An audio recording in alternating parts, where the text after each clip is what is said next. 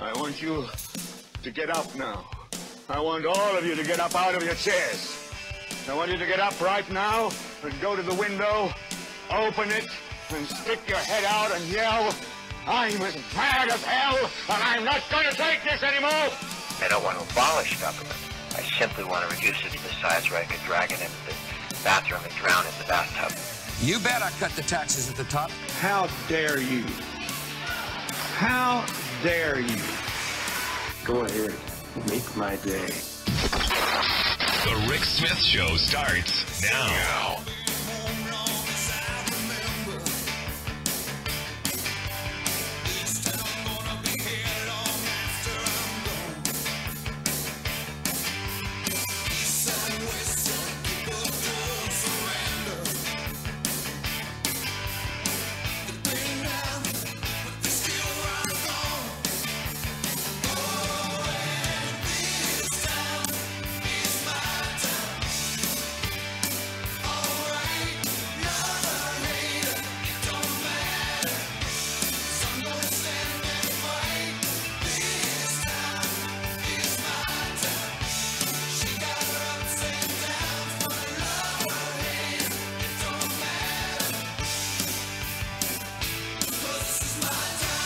And welcome, brothers, sisters, working class heroes. This is the Rick Smith Show. Thanks for being here today on the big program. Lots to get to, lots to talk about. What a day. Another firing, another tweet. This is not how you run a functional government, folks. Just start right with that. And look, it's not going to get any better from here on out. Some new numbers out today pointing out that healthcare costs are going to go, well, up again. Another double-digit increase. And you can't blame this on Obamacare. This is their doing. In fact, they're saying that you could see a 10% increase from the repeal of the individual mandate alone.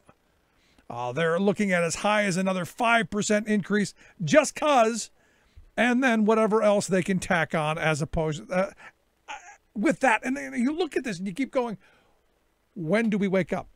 When do we start talking about, real answers to real problems? And a little earlier today, I watched the first 2 episodes of Roseanne. There's a new Roseanne.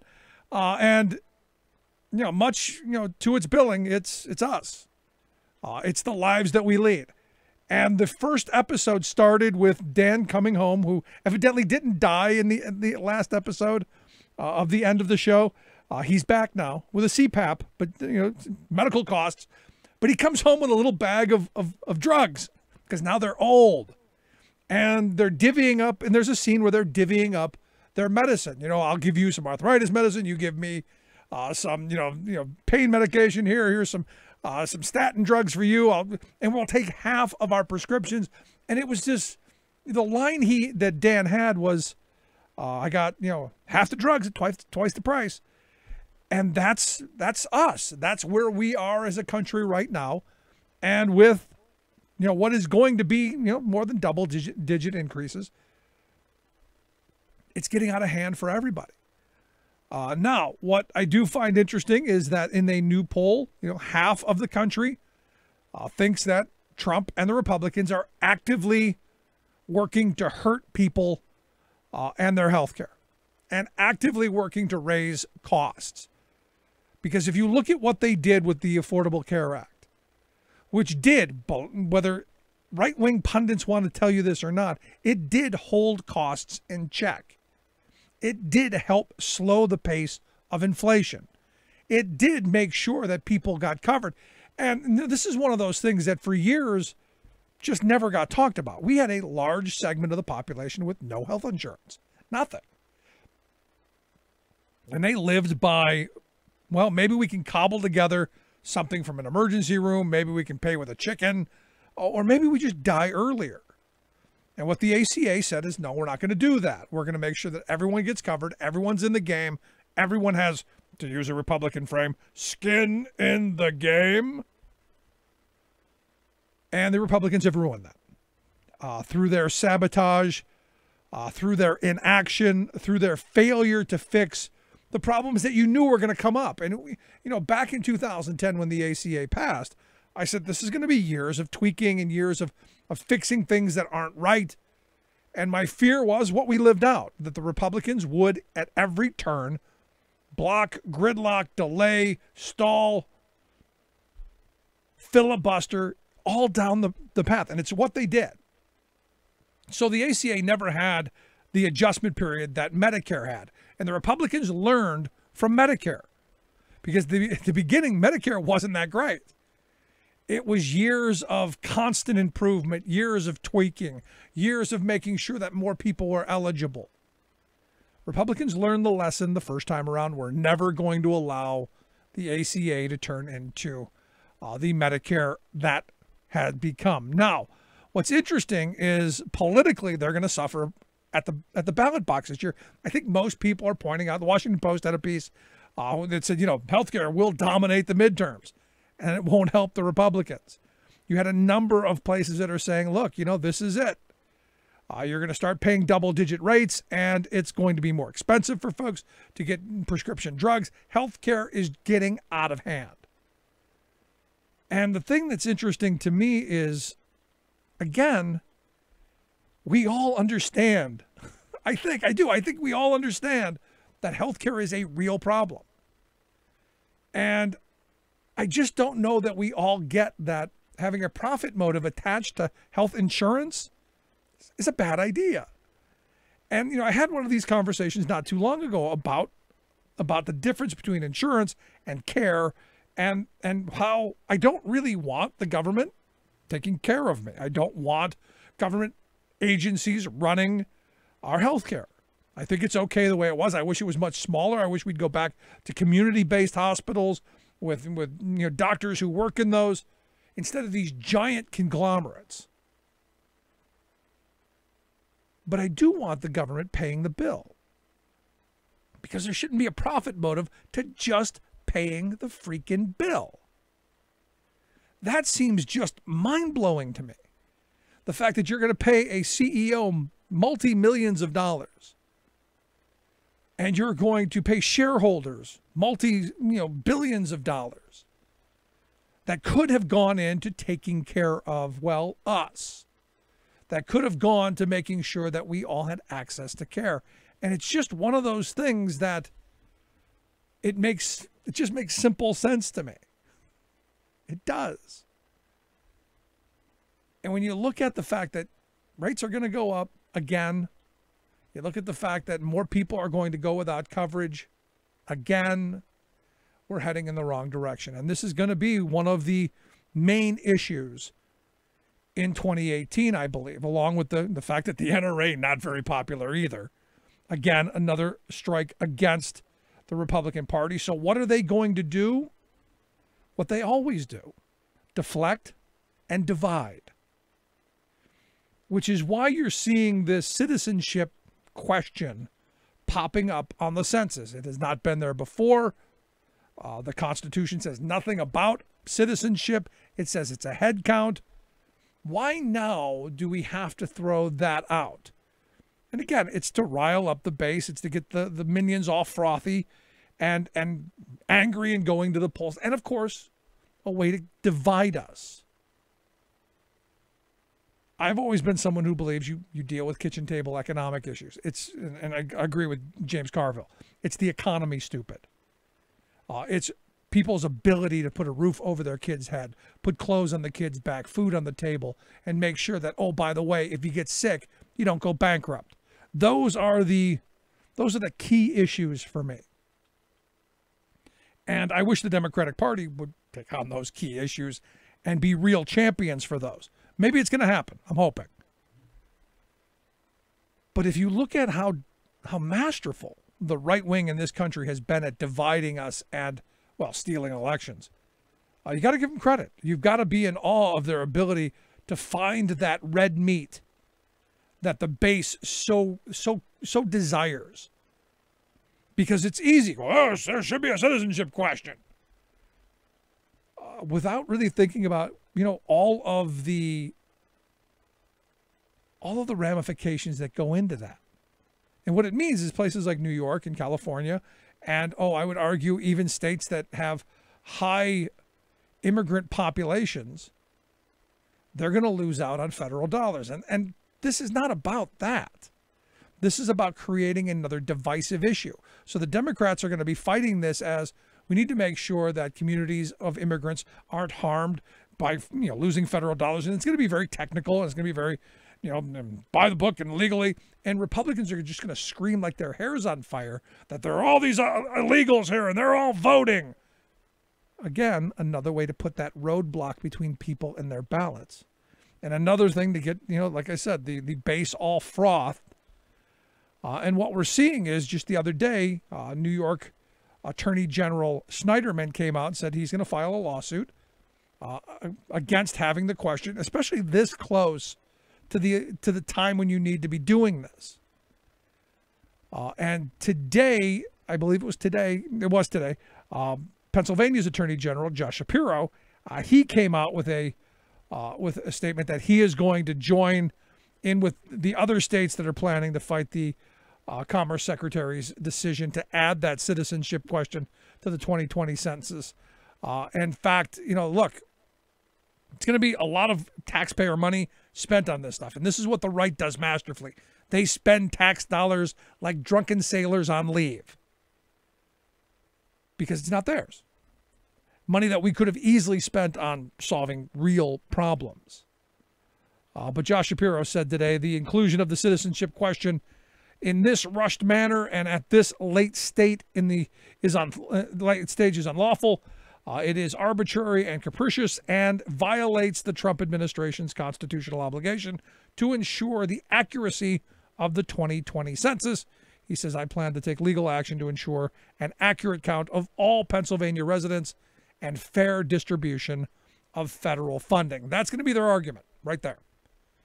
And it's one based in legality. It's one based in common sense. It's one based in rational thinking. But that doesn't matter to the people who just want to scream. It's not going to matter to the people who go, hair on fire. And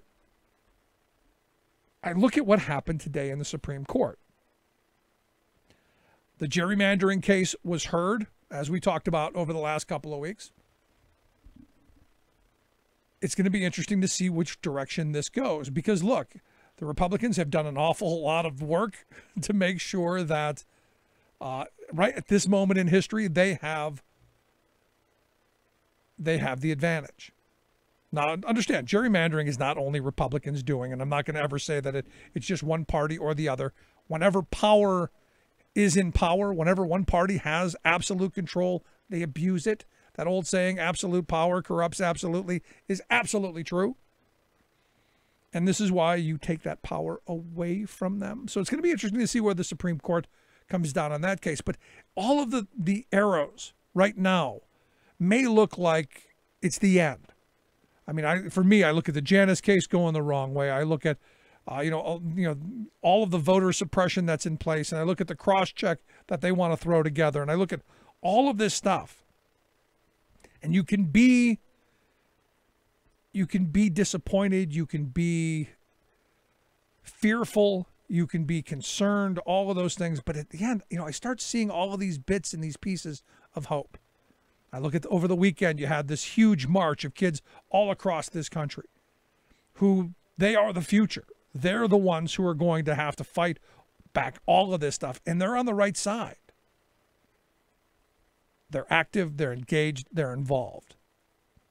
And the Republicans, honestly and truthfully, are biting themselves in the behind simply by the decisions that they make today.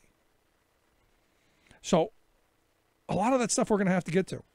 The gerrymandering case I want to talk about in the next segment because it's huge. This could be an end to that power that the Republicans have been able to grasp over the last several years and make the next decade some bit fairer and some bit more interesting for you and I to vote in. So we're going to take a quick break. When we come back, Kathay Feng is going to be here, National Redistricting Director at Common Cause, going to share some of her thoughts on today's trial. Quick break. Right back. Own 90% of the wealth, 10% of the people own 90% of the wealth. Where do you fit in? Take a look at yourself. 10% of the people own 90% of the wealth. Where smart policy and sound investment matters. The Rick Smith Show. I'm Rick Smith, and this is Labor History in 2. On this day in labor history, the year was 1979. That was the day the 3 Mile Island Unit 2 reactor partially melted down near Middletown, Pennsylvania. A combination of equipment failure and human error has long been attributed as the cause of the meltdown. An initial overheating and reactor shutdown had occurred, but a pressure valve remained stuck open, allowing coolant to escape. Design flaws in control equipment failed to indicate the position of the valve. Workers then mistook the increased pressure as a result of the excess coolant. They shut off the emergency water system that could have cooled the core. Fears of radiation release and hydrogen bubbles led to voluntary evacuations that included over 140,000 residents. Authorities assured the public that the partial meltdown had been contained. President Carter convened a commission to investigate the causes. It concluded that while the operators took inappropriate actions, the training they received was inadequate, as were the procedures they were required to follow. Plant designers Babcock and Wilcox were held responsible for poor design. The company failed to notify operators of repeated valve failure and a previous near duplicate of the potential catastrophe at the Davis-Besse plant. Metropolitan Edison, General Public Utilities, and the NRC were also held responsible for poor quality control, poor maintenance, communication lapses, and poor training. Fears regarding public health and safety intensified, fueling health studies of those exposed and the anti-nuclear power movement. The aftermath brought about sweeping changes involving emergency response planning, reactor operator training, human factors, engineering, radiation protection, and many other areas of nuclear plant power operations. It also caused the NRC to tighten and heighten its regulatory oversight. All of these changes significantly enhanced U.S. reactor safety. Labor History in 2 brought to you by the Illinois Labor History Society and The Rick Smith Show. Remembering that united we bargain, divided we beg. Rick Smith. We need to stand united, for undivided we shall never fall. Remember all, we need to trust in and then forever call on our brothers and our sisters. And are you and I will win. You and I both know that we can rely on it. The time is prime, planets align, ain't no mistaking. For union resurrection, the anger has awakened. The sleeping giant, come on, yeah, we can do it. We need to revive, re-amp, and re-up the labor movement. Anything in life. Welcome back to the Rick Smith Show. Check out the website, thericksmithshow.com. Questions, comments, something on your mind, you can email me, rick at thericksmithshow.com. So, the U.S. Supreme Court heard oral arguments today on the partisan gerrymandering case. And it's one of those moments where you go, is it possible that this Supreme Court, with the stolen Supreme Court seat, could possibly get this right? I'm literally, I will be shocked if that's the case. And here to share some of her thoughts on today's hearing, I've asked Kathay Feng to come talk with us. She's the National Redistricting Director at Common Cause. Kathay, thanks for taking time for us. Absolutely, Rick. Thanks for having me. So what was the general sense of the court today? I mean, I got to be honest, I have very little faith in this court to make what seem to be reasonable decisions. I'm curious what your feelings were. I'm cautiously optimistic. I think that the court has seen how partisan gerrymandering has taken a very extreme turn in this decade, and even Justices Roberts and Kennedy were expressing their serious concern about it. Justice Roberts specifically said that it is a constitutional violation to have partisan gerrymandering, and now the real search is for how we measure that and how we identify it, not whether or not it's a problem. That's huge coming from him.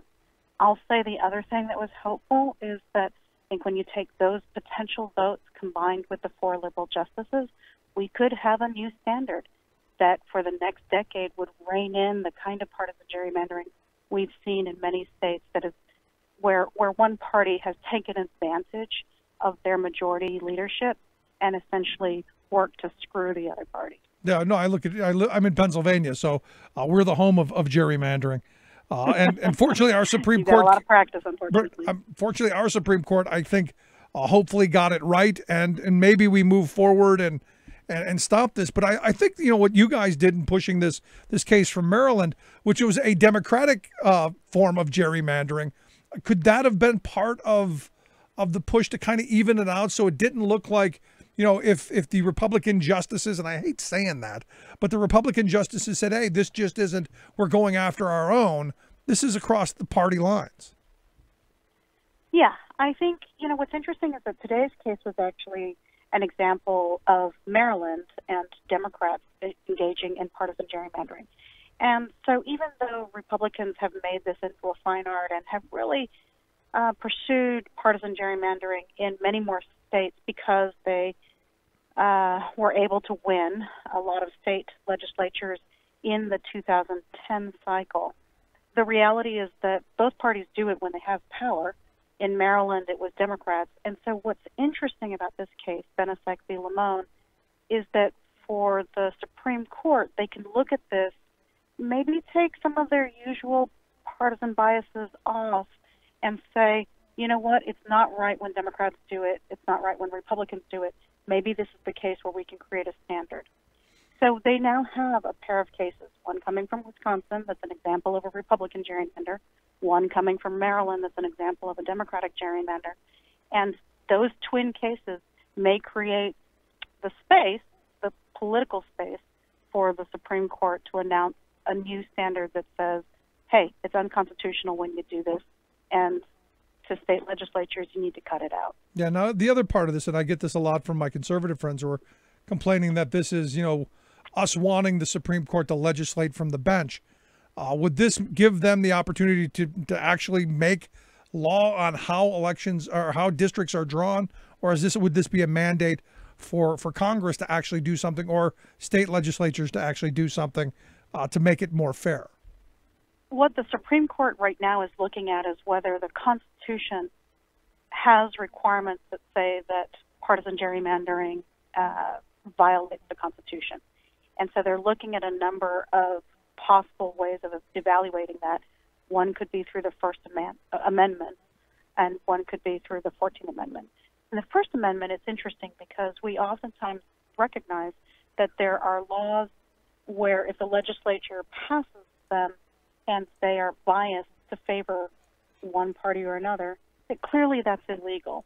So essentially, we're just extending that kind of law for First Amendment protection to say, hey, when it comes to redistricting, that's the law too. And if you're drawing those lines in a way that biases against one party or another with the specific intent of doing that, that's illegal. You got to cut that out. So in a lot of ways, it's just saying it's what we do in every other area of law. You say you can't create, for instance, a patronage position, a patronage program that only benefits members of your own party. You Right. can't just hire people, for civil servant positions that only benefit your own party. Well, just like we recognize that is a constitutionally protected right to be able to choose your party and not have discrimination when it comes to seeking jobs. So too with redistricting. So in actuality, it's just taking what we already know in the Constitution is protected and saying, hey, that ought to apply when it comes to redistricting lines. It remains to be seen whether or not it's going to come out this June, but it could be a real watershed moment. Yeah, I mean, this could be something really good, or there's the other side of it where I fear that it's fine the way it is. That's always a concern of mine, that it stays the way it's been. Did we lose her? And I come back to this, and the hope is pretty simple in that as we move forward in this, the question then becomes, and the question that I keep getting most often is, well, okay, if we don't do it the way we've been doing it, what does the future look like? And are there areas that are doing this in a way that the politicians aren't picking their voters, and the voters are actually picking them? Are there places that it's done right? Well, I'm glad you asked that. I come from the state of California, where the people have decided through an initiative or a pair of initiatives that there really is a better way, that we can make this process about a people-oriented process where testimony is taken from people all across California. We talk about where our communities are, we talk about what our values are and what's important, and when we want to see those lines drawn, how those would best be drawn so that communities are represented in the next set of districts in a way that really empowers people, right? And so that kind of very public process that takes into account what the communities actually want is something that a lot of states are moving to. We're seeing states like Michigan and Ohio and Missouri and maybe even Utah, right, having things that would be placed on the ballot to create this alternative, much more public citizens redistricting commission.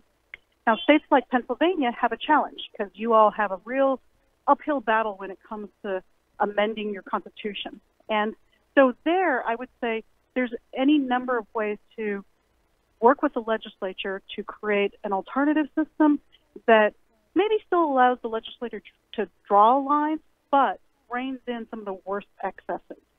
The other possibility is that you've got the courts that can serve as a check. And that's where the Supreme Court decision in either Benesek or Gilby Whitford in Wisconsin could be instrumental, because drawing that bright red line that says you cannot cross this line, you can't go that far, is important, because it says to legislatures, all right, there are some actual bounds, and you can't just do things that purposely discriminate against a whole group of people and exclude them from being able to have real choices when it comes to voting at the ballot booth. Now, let me ask you this, because these gerrymander casings aren't new. In fact, I believe there was one several years back that Justice Kennedy wasn't sure about. What's changed since then to now? So I will say this. Part of this is that the technology and the data that's available is now so much more accelerated and advanced that the ability to target and pinpoint and create districts that are not only designed to help an incumbent out, but to protect them from all challengers and to embed that party dominance in a way that skews for the entire decade, it is so extreme that it has shocked the court's sensibility. I think the other thing is that perhaps Justice Kennedy especially, but many of the justices are seeing that this is not the democracy that we want. We want healthy competition. We want voters to have a choice. And in California, which is the home state of Anthony Kennedy, he is seeing that there are alternatives, and maybe we don't have to just shrug our shoulders and say that partisan gerrymandering is what always needs to be. Now, in the past, people have proposed some approaches that haven't quite met with all of the concerns that he has. And there has been a real flourishing of academic research and also legal research that has said, okay, how about these approaches? We can either go with some mathematical algorithms that help you measure when partisan gerrymandering is too extreme, or we can go with legal approaches like a First Amendment standard that allow you to assess whether the evidence shows that there has been intentional discrimination, right? Either of those are totally new, they're on the table, and maybe it's that fresh look accompanied with the extreme examples of hyper gerrymandering that have happened that are making some of the justices, hopefully Justice Kennedy and Justice Roberts, join with the liberal justices to draw a line in the sand and say, okay, you're right, that's too much, let's rein that in. Yeah, I mean, I look at the cartoon character of, one cartoon character kicking the other one here in Pennsylvania. I look at the Republicans in Ohio who redistricted, Dennis Kucinich out of a spot, which, that district goes from the east side of Cleveland all the way out to Toledo, which you go, how do you represent that district? That's right. That kind of stuff is just incredibly, it's not democratic, but it's destructive to democracy and for people participating. How can you get anything with your representatives? How can they know you or your district if it's that spread out? Right. And say what you will about the Supreme Court, I think that there are some of the Supreme Court justices who, whether Republican or Democratic, they do remember a time when there were some norms that we all agreed on across party lines. And I think that this current administration has thrown all of that right out the window. And it's also making some of the justices, not all of them, but some of them say, we cannot allow this monster to keep growing. We need to bring our democracy back in line with the values that all Americans feel and know is right. We cannot say that anything goes, whether that's partisan redistricting or unethical behavior by the administration. So it just is a situation where I think things have gotten so out of hand that mom and dad have said, you know what, it's time for us to step in. And that's a good thing. I hope you're right. And I wish they would take that kind of long view on when there are things we need to come back to on the Janice case and on a number of other things that I fear they go the wrong way on. But, we'll see how this plays out. Very good. Well, Pennsylvania has had some good results in the state Supreme Court, and let's hope that our national Supreme Court takes the next big step and brings that kind of justice to the rest of the country. From your lips. Kathy, I appreciate the time. Thanks so much for your thoughts. Absolutely. Thank you. Good stuff. Kathay Feng, she is the National Redistricting Director there at Common Cause. If you want some more information, we'll get a link at thericksmithshow.com. Let's take a quick break. Right back after this. Stick around. You're listening to The Rick Smith Show. We're working people. Come to talk.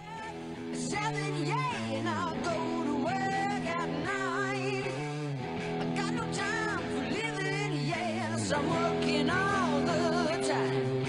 It seems to me I could live my life a lot better than I think I am. I guess that's why they call me the working man. Making the blue blood see red. The Rick Smith Show. I'm Rick Smith, and this is Labor History in 2.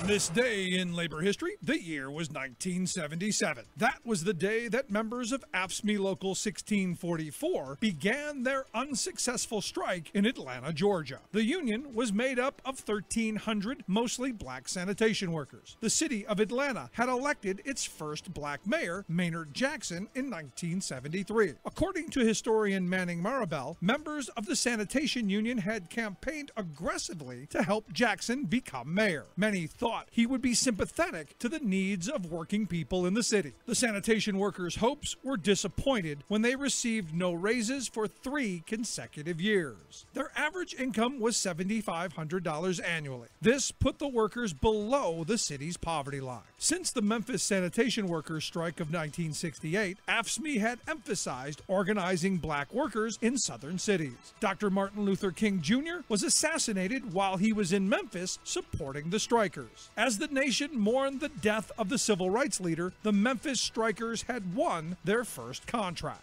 But the sanitation workers in Atlanta would not win their work action. On April 2nd, Mayor Jackson fired the striking workers. He aligned himself with what Manning Marabell has described as Atlanta's corporations, media, and the leaders of the Black Party's bourgeoisie. Some black leaders publicly criticized the workers for striking against the city's first black mayor, accusing them of undermining hard-won black political power. The city's black middle class, by and large, did not support the strike. After a month, the strike was effectively over. Workers returned to their jobs with no improvements in their wages, hours, or conditions. And the hard-learned lesson that what politicians say at election time is not always what they do once they get elected. Like what you hear? Check out laborhistoryin2.com. Saving work in America, one show at a time. The Rick Smith Show.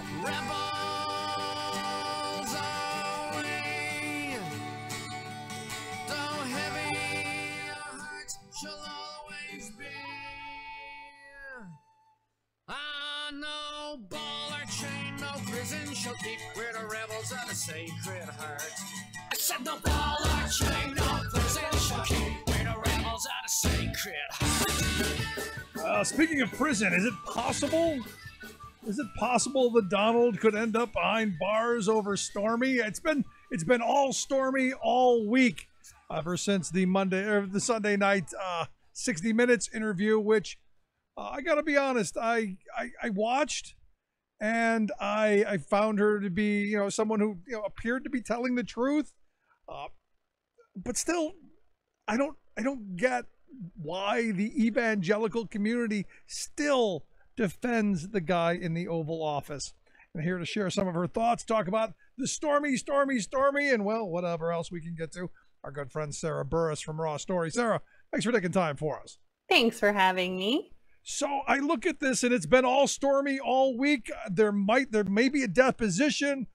Now the attorney says maybe we'll settle if it's right. Where are we with all of this mess? So it seems like they're headed for a deposition, unless they can do something to stop it. And I don't think that there's going to be a settlement here. I think if they settled, I think the only reason that she would settle is if she then had the freedom to say whatever she wants and release whatever information she has. And I don't think they want that. I think that's the last thing that they want. So it seems like they're headed for a deposition. I'm sure they'll throw a lot of things in the way to try and stop it. But, it looks like it's going that way. Deposition, pay-per-view, maybe take the money, put it into a fund to help, morally, ethically challenge politicians with sex education, maybe? Oh my gosh, wouldn't that be great? Like, we could just have a big pay-per-view thing where we're like C-SPAN, we have it on C-SPAN, and that somehow pays down the national debt. It would be a start, wouldn't it? I mean, because, and I love all the right-wingers who are screaming, no, we can't do this. Yet when it was Bill Clinton on the hot seat, they wanted to jab the skewers right through it. Exactly. That's the thing that's so frustrating is it's like, gosh, when Democrats do this, you lose your mind. But the second that a Republican does it, it's like, oh, well, we hate the sin, not the sinner, and contrition. And, the thing is, I saw Rick Santorum this morning talking about this, and it was so ridiculous. Like, he was crawling all over himself trying to figure out how to excuse this. And he's not a Trump apologist. That's the crazy thing. Like, he is not one of those guys who's been, all out there on Trump all the time. But come on, dude. Well, did you see the panel of women that they had, the evangelical women that they had?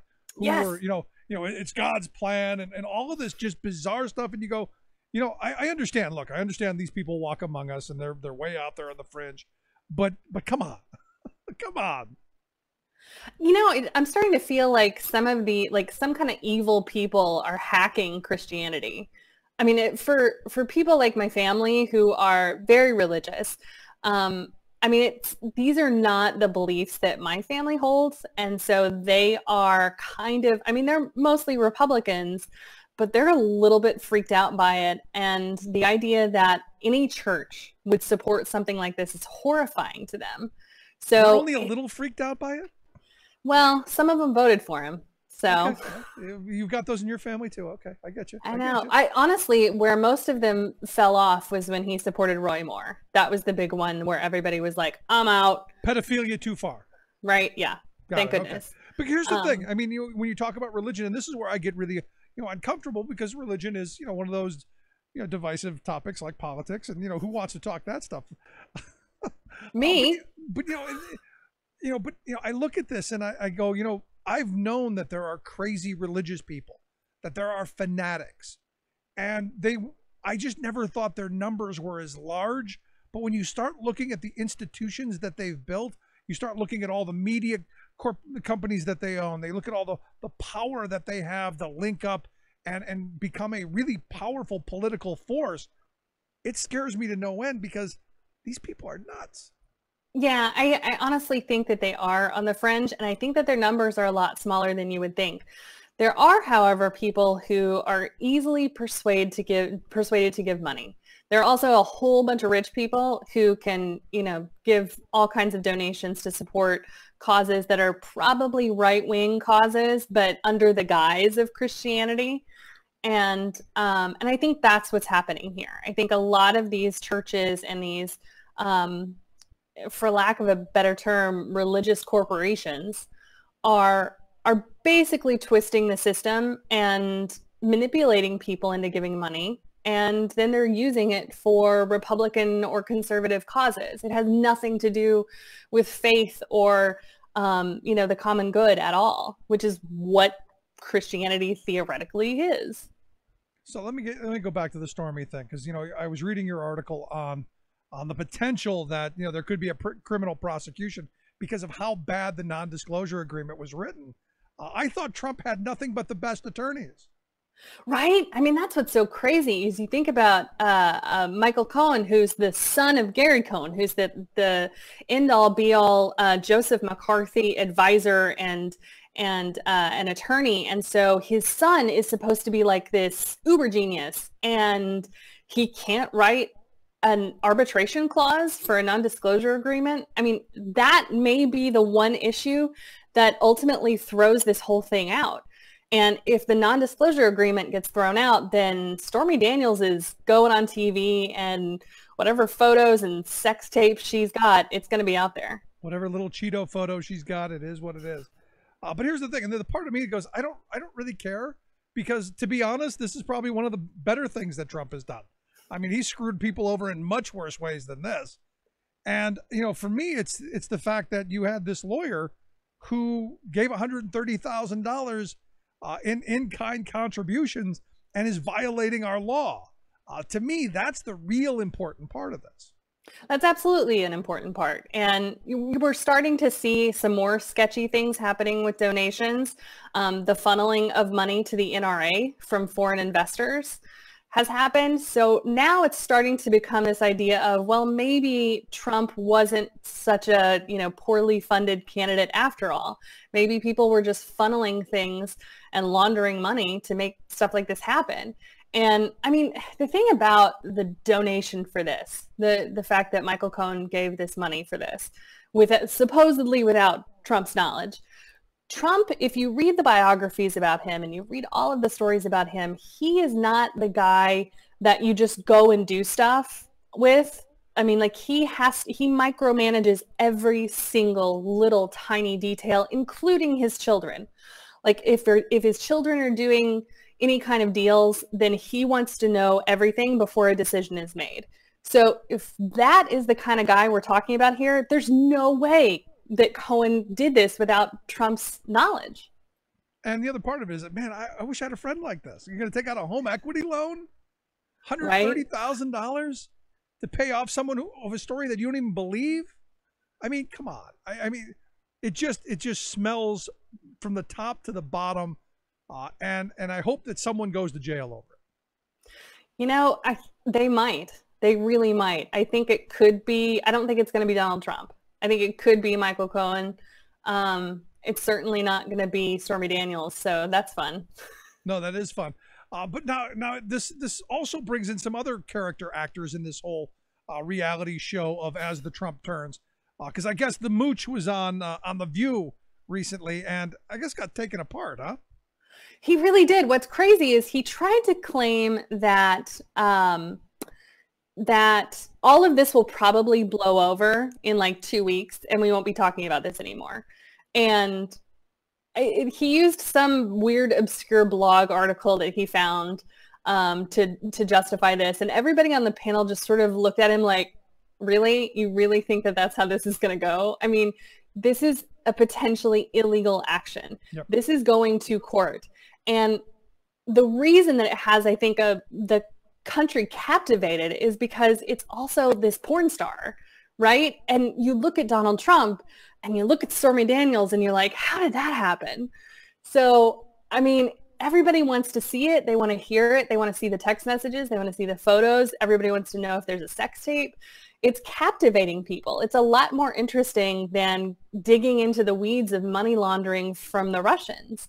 So I think it's sort of like mind candy a little bit when it comes to the Trump scandals. A lot of the other stuff is in the weeds and all kinds of legalese. So this is something everybody understands. Yeah, I guess the simplistic stuff is what grabs you. To me, the treason is kind of important. Definitely. But if whatever captivates people. I mean, at this point, I'll take whatever we can get. Evidently, I mean, I look at this and it's just amazing to me. And the thing that gets me is you get somebody like Scaramucci. Why are they still talking to him?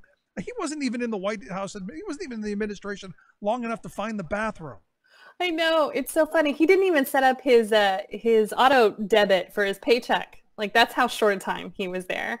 And I mean, it's just got to be one of these things where I know Meghan McCain was sick this week, so get well soon, because when you're gone, they bring on Anthony Scaramucci. What's crazy, though, is that he's not an apologist for the White House anymore. So he was willing to talk about the Stormy Daniels thing and talk about the hypocrisy of the Republican Party whenever it came to Bill Clinton versus Donald Trump. And I mean, you don't hear Republicans really say that. You don't hear them cop to that. So that was kind of cool to actually have somebody be willing to be honest about something like this. Well, he does kind of need a job. I mean, he did kind of Right. give up everything that he was doing, sold off a bunch of stuff, ended up getting divorced, I guess, just so he could have, like a cup of coffee in the White House. Right? I mean, geez, what a sad, sad man. Well, at least he didn't get fired by Twitter. True. That we could totally be worse. Could be worse. They could have tweeted him right out of the thing. You brought up Rick Santorum a little bit earlier, and he got into a little bit of trouble over the weekend for his quote on the march, telling the kids, well, they should have learned CPR. And then today he comes out and says he misspoke. And, immediately I thought of him misspeaking because he's got a history of this. Because if you remember, while he was running for president, he came out and said, we don't want to help the blah people because he said black people. He did. Yeah. But he came back and said, I misspoke. I meant blah people. Like there are millions of blah people running around. I think this is something where when Rick Santorum screws up, he just claims he misspeaks.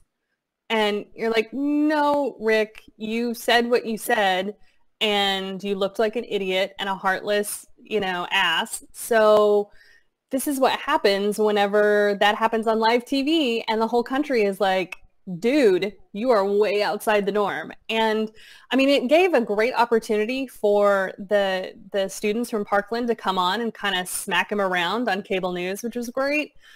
David Hogg was on CNN and with his sister, actually, his younger sister, and both of them were just aghast at the fact that he said something like this, being like, dude, when you get shot in the head with an AR-15, no amount of chest compressions are really going to work. Yeah, especially if you get shot in the chest and there are no lungs left. Right? Not really going to help to blow in their mouth.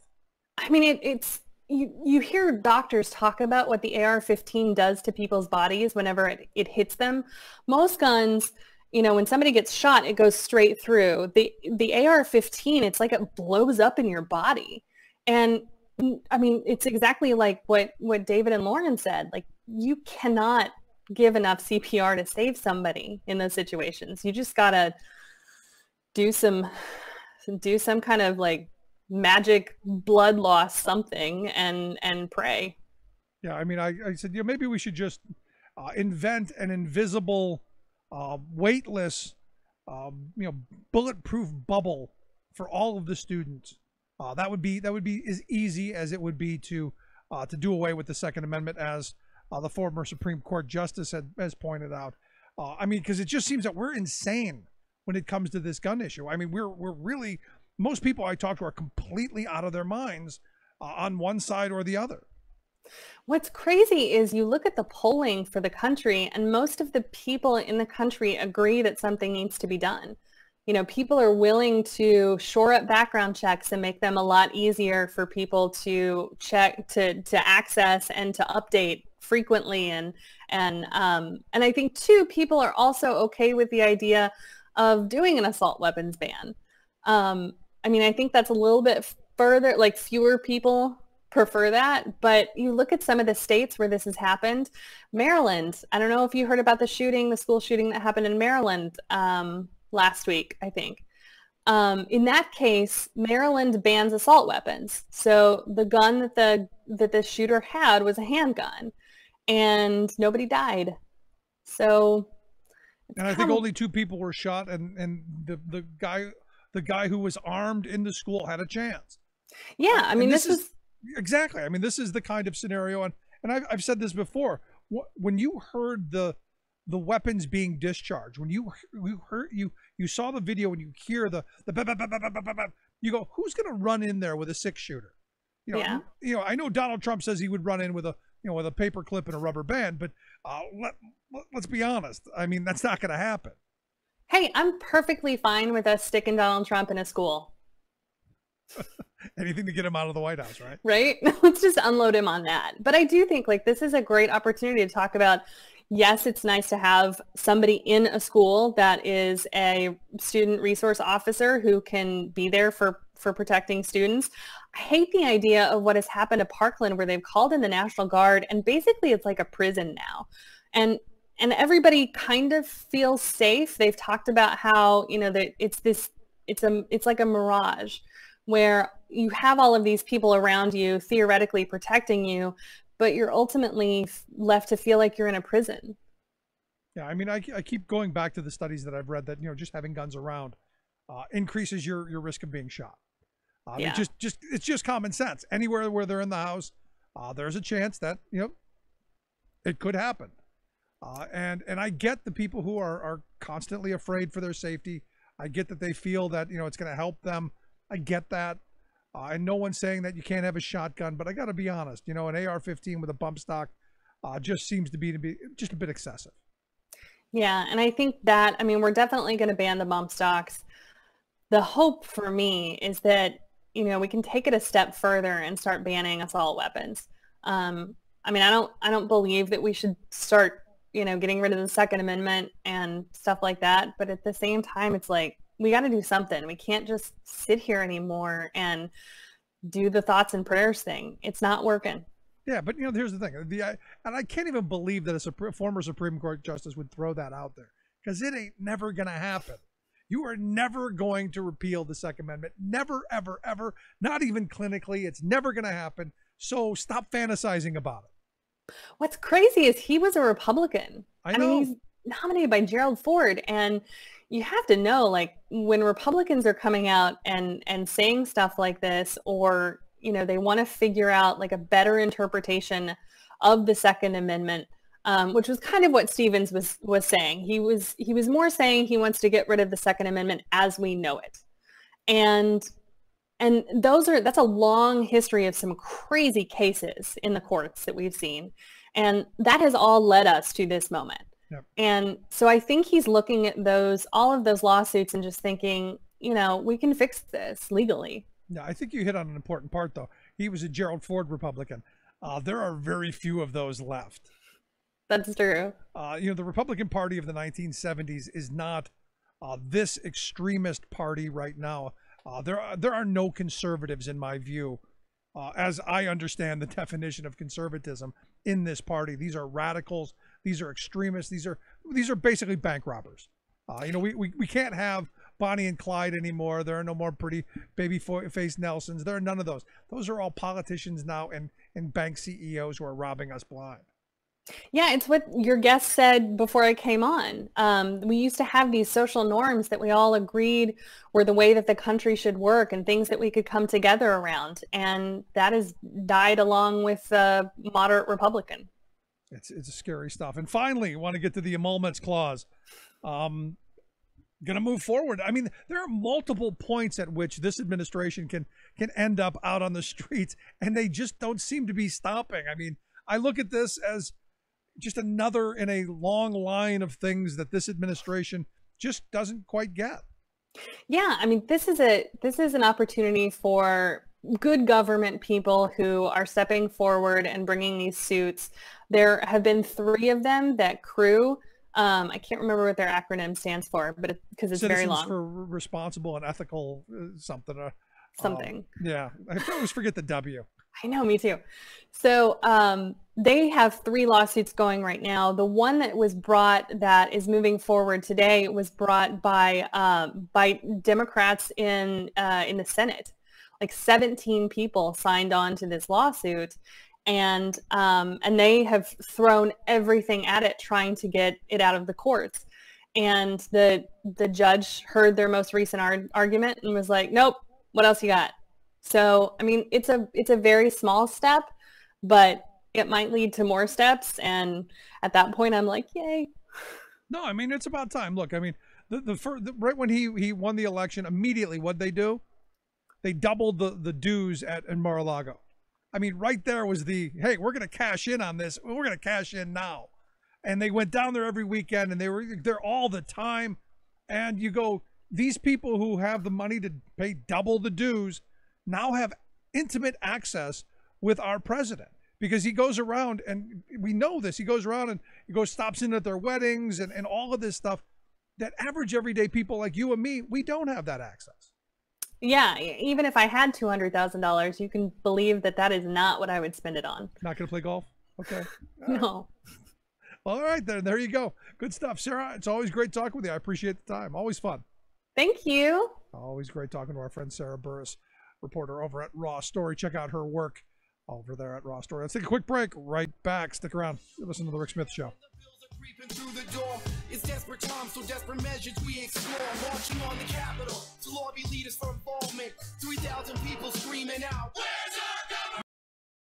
Plight of the striking workers. Memphis city officials estimated that 22,000 students skipped school to take part in the march. Although organizers called for nonviolence, some of the young participants were fed up with the slow pace of civil rights in Memphis. Picket marchers at the end of the line began to use their signs to break store windows. The police crackdown was swift. A line of police in riot gear stretched across the street to meet the marchers. Fearing greater violence, King called off the demonstration and was quickly taken to a nearby hotel. Chaos erupted. Some stores were looted. Police met the crowd with tear gas, nightsticks, and gunfire. Gunfire that killed a 16-year-old boy. Police chased fleeing demonstrators back to a church and released tear gas inside the sanctuary. They clubbed people as they lay on the floor trying to get fresh air. Undeterred by the violence, Dr. King returned to Memphis the following week. It was there that he was murdered by an assassin's bullet, giving his life in the struggle for black sanitation workers to have dignity on the job and the right to bargain for a better life. Labor History in 2 brought to you by the Illinois Labor History Society and The Rick Smith Show. For more information, go to laborhistoryin2.com, like us on Facebook, and follow us on the Twitters at Labor History in 2. The world keeps telling me to get a grip or I won't last. Gotta break away from solitude and let go of my past. I've never found it easy to change my stubborn ways or to gain perspective, throw away those soulless days. We have struggled. Welcome back to The Rick Smith Show. Check out the website, thericksmithshow.com. So interesting bit of news from the NRA's Political Victory Fund. Evidently, from January to February, their contributions tripled. In January, they had $248,000 in individual contributions. In February, after the shooting, that jumped up to $779,000. All that will be used to, yes, pay off politicians, and yes, make sure that, well, nothing sane, nothing rational, nothing positive is done on the gun issue. According to the Center for Responsive Politics, the NRA has spent $50.2 million on, spent over $50 million on 7 key races in 2016. And the group backs 6 Republican Senate candidates and, of course, their man in the White House, the Donald. So if you think about it, if you think about, again, all of these gun tragedies that happen, all of this stuff that happens only seems to benefit them as they bring in more money for lobbying, as the gun industry goes, uh-oh, the gun grabbers are coming, and they just sell and sell and sell. And our dithering and our inability to get anything done only creates this environment where there are more guns. I read something that there's like 85 million people own guns, but they own enough guns for everybody at least once. I mean, it's really kind of nuts. I'd love to hear your thoughts. You can email me, Rick, at thericksmithshow.com. If you missed any of the program, thericksmithshow.com. That's where you get the podcast. The Rick Smith Show app on the smartphone. Take the program on the go wherever you go. If you're listening on the station, it only picks up hour 1. Head on over to thericksmithshow.com for hour 2. Everyone else, right back after this.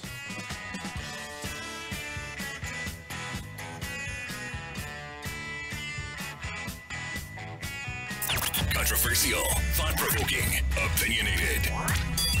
Rick Smith. You're listening to The Rick Smith Show. For more information, go to thericksmithshow.com. If you've missed any portion of the program, you can download the podcast at thericksmithshow.com. the most important issues of the day. This is the Rick Smith Show.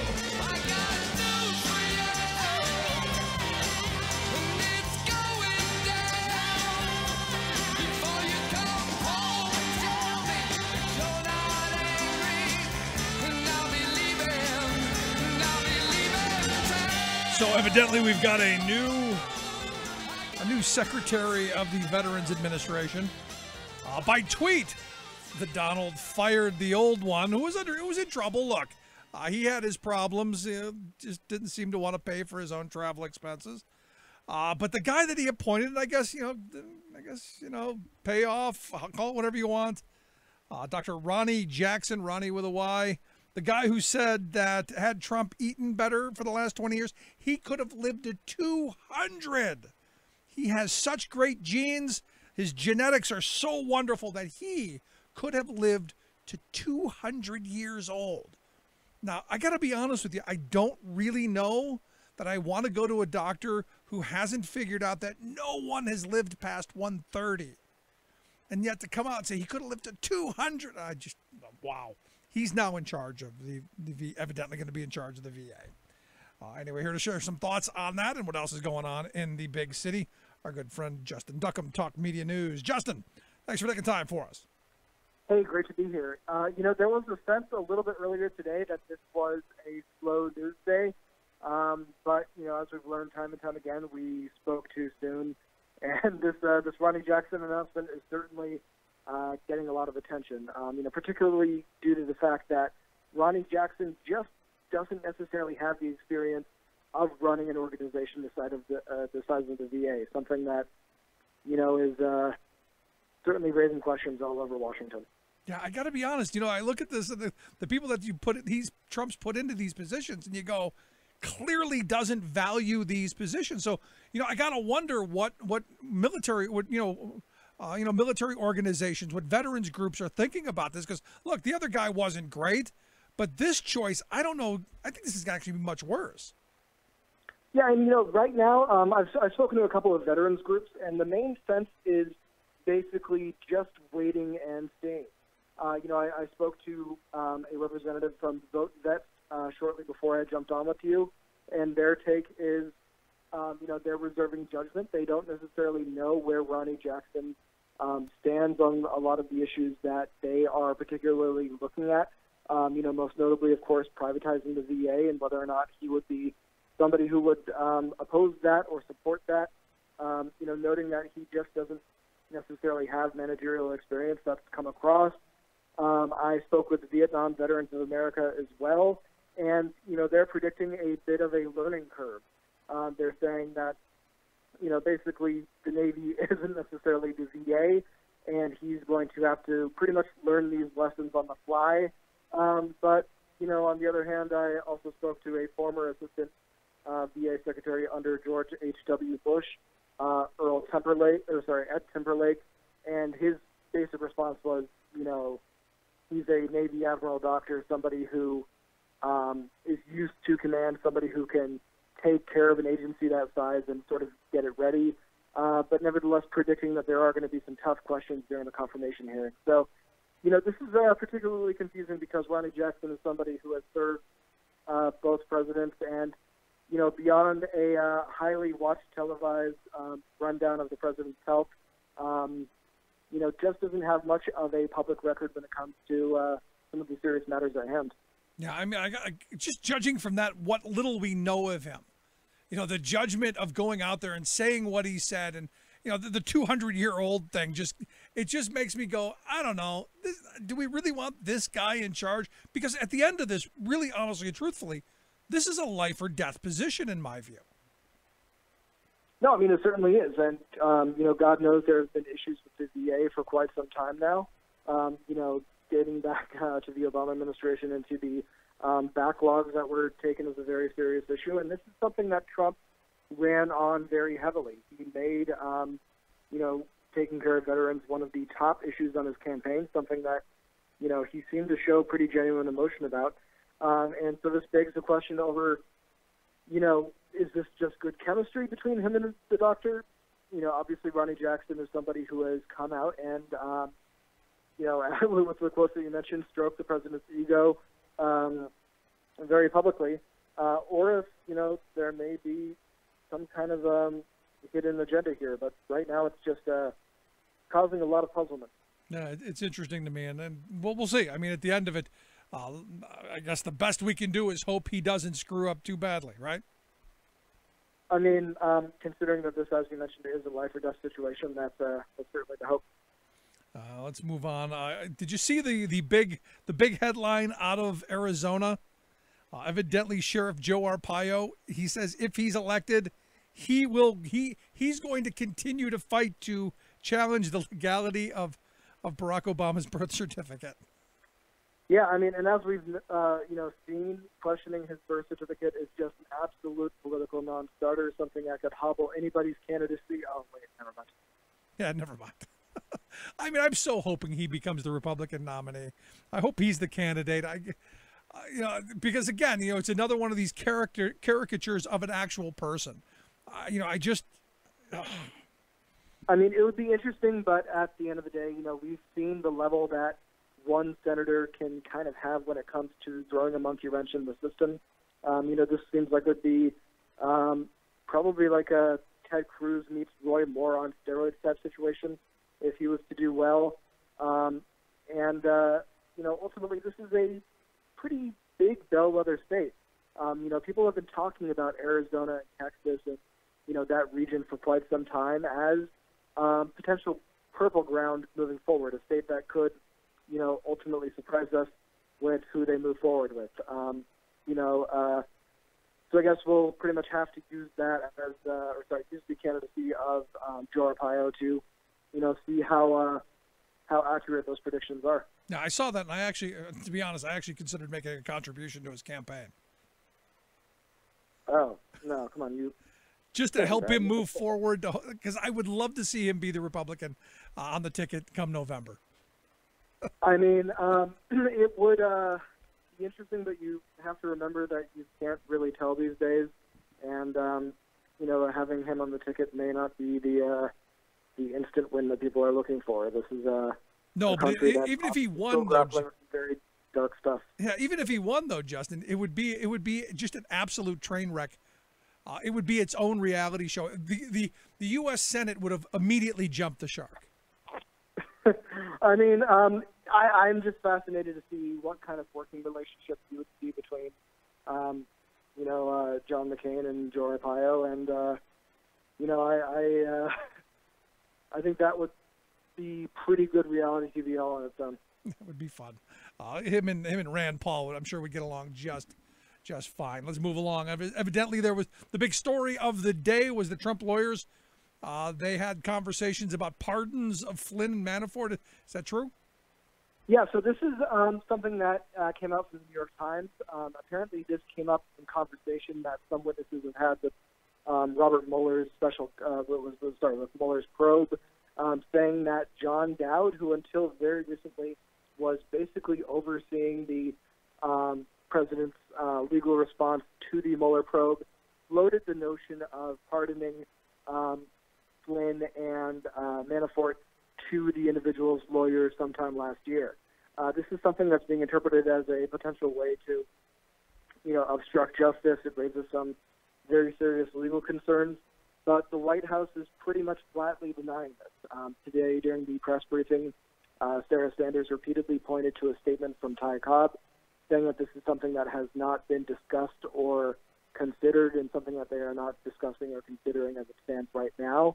But nevertheless, this seems like pretty solid reporting and seems to fall in line with the, sort of behavior that we've seen from John Dowd so far, somebody who, has kind of stepped in it a couple of times now, from telling the Daily Beast flat out that he thinks that Mueller probes should be ended, or, before that, saying some other statements that pretty much got the president in trouble as well. So, somebody who has a lot of experience, somebody who has been a prosecutor for a while, interestingly went after Pete Rose during the baseball scandal that handled that, but has proven to be pretty undisciplined when it comes to, dealing with the Trump White House. So, it wouldn't necessarily be outside of the range of expected behavior to see this take place. No, I fully, look, if you're one of the lawyers and you're trying to figure out how to thwart the other side, you've got the ability to say, hey, they might pardon you. So don't, I truly believe that conversation was had. I don't care what the White House says at this point. Mm-hmm. Just my thought. Let's move on. Amazon stocks tanking. Why is that happening? So there was a report today that came out wherein Trump, I guess, has been talking behind the scenes about, being obsessed with dealing some kind of reprisal to Amazon, largely due to Jeff Bezos and the fact that the Washington Post is not in his corner. So this, coming from a pro-business president, has tanked the stock value of a private company, and has raised some concerns over whether or not he's acting out of private retribution, which in this case it certainly seems like he has been. The White House today tried to say that the president is just interested in leveling the playing field for everybody, but as it stands right now, this is less leveling the playing field and more of, trying to trash one individual company due to the fact that a paper tangentially related to it isn't nice to him. No, not surprising to me, and fully and actually anticipated and surprised it doesn't happen more often. Right, and this isn't the first time he's done this. He's previously, trashed Amazon for skirting postal service fees and taxes and whatnot. At one point tried to suggest that the Washington Post should change their name to the Jeff Bezos Very Unfair Amazon Cheater System or something bizarre like that in a, particularly unhinged tweet.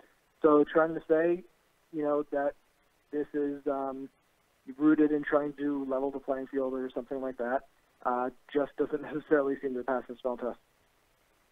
Are we in like fifth grade? Did I miss the day where we all went back to fifth grade? January 20th, 2017. Where were you? There you go. And finally, the court has allowed the emoluments clause lawsuit to move forward. This is a interesting ruling coming out from a district judge today in Maryland, essentially saying that Maryland and D.C. have standing in a lawsuit that basically boils down to saying that gifts accepted from, foreign nationals for the Trump Hotel and whatnot is basically illegal. The argument is basically that, the Trump Hotel, due to its status as a hotel related to the president, is, being used to curry favor with the administration and therefore taking customers away from other companies and businesses that operate within those two regions. So this is being upheld. There was a 43-page ruling defending this decision. For their part, the Trump Hotel has tried to argue that they are, returning foreign profits to the Treasury Department. But either way, when you have a president who pretty clearly operates off of ego for a lot of this, even if he's not necessarily making money, the fact that, you have foreign nationals who are going to be able to presumably, win some kind of brownie points for saying that they stayed at the Trump-branded property, makes this a little more difficult. No, I'm with you. And you look at the fact that you've got Junior and the other one that I can never remember his name running all over the world, having meetings and trying to do business deals, while simultaneously giving speeches as part of the U.S. government. I mean, it's laughable to say that there's a separation. Yeah, I mean, during the announcement for Supreme Court Justice Gorsuch, when Trump was unveiling that, the president's sons were in the room. We weren't, really able to figure out what, they may have been doing there, how exactly that plays into, their business interests and whether or not that could create a conflict. But, they are pretty eager to sort of not even ride that fine line, but at times step over it. So that does raise a concern. Yeah, but what I find interesting is, I've asked Trump supporters, whether they care, and oddly enough, they don't. I mean, it's bizarre to me, but they don't care. He's a businessman. He's running his business, and if it happens to help him, so much better. And I go, well, what about the other businesses? And there doesn't seem to be any concern with his supporters on this issue? I mean, there have been a lot of mental gymnastics, and, ultimately at the end of the day, this is kind of exposing a lot of issues that we have in our system. Namely, we can have checks and balances, we can have these sort of anti-corruption place guards out there, but ultimately if they don't have teeth and if nobody has the political will to follow through with them, then you're just going to have situations like this where, people who could very well be bad actors are just kind of running roughshod over the country. Yeah, and the fact that he raised his dues at Mar-a-Lago almost immediately after winning, another one of those things you're going, it's apparent. Now, look, I don't care if rich people get ripped off or not. It doesn't really matter to me, but at the end of it, the whole point is now rich people are going to have access to him in his club, in his environment, where we as average everyday citizens have no access to our president. Mm-hmm. I mean, that's an issue, and it just doesn't look like there's anything that's in place right now beyond possibly this lawsuit that can stop that. So that's why this, ruling today is important, and that's why this impending lawsuit, now that it's determined that these states have standings, is going to be one that people need to watch very carefully. It'll be interesting to see how it plays out. Justin, I appreciate the time, man. Thank you. Great talking with our good friend Justin Duckham, Talk Media News. Quick break, right back. Stick around. You're listening to The Rick Smith Show. We're working people. What's up?